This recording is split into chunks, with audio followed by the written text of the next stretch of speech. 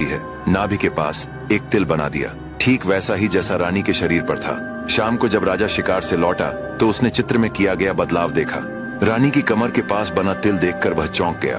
राजा को यह जानकर आश्चर्य हुआ कि ऐसा कौन व्यक्ति हो सकता है जिसे रानी के गुप्त अंगों का ज्ञान है। जांच कराने पर पता चला कि वह तिल वरुचि ने बनाया है। यह जानकर राजा क्रोध से तिलमिला उठा और उसे वरुचि पर संदेह हो गया। राजा ने सोचा, जो व्यक्ति उस गुप्त चिन्ह को देख सकता है वही रानी के अत्यंत निकट रहा होगा।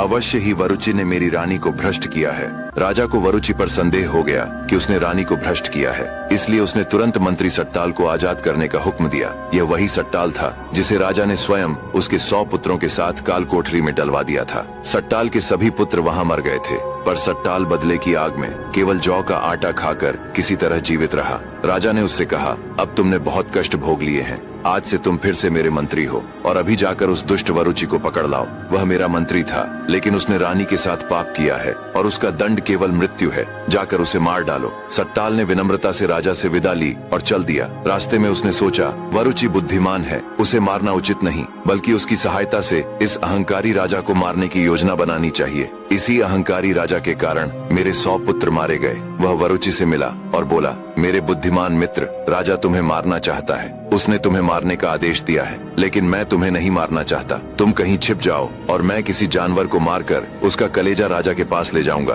ताकि उसे विश्वास हो जाए कि तुम मारे जा चुके हो। ये सुनकर वरुचि हंस पड़ा और बोला, मित्र, तुम चाहो भी तो मुझे मार नहीं सकते और कोई भी मुझे छू तक नहीं सकता, क्योंकि मेरे पास एक महाभयानक दोस्त है जो हमेशा मेरे साथ रहता है। इतना कहकर वरुचि ने ताली बजाई और बोला, मित्र, तुरंत आओ। तभी एक महाभयानक दैत्य प्रकट हो गया। उसे देखते ही सट्टाल स्तब्ध रह गया, उसकी सांसें। अब आगे की कहानी जानने के लिए देखिए अगला भाग।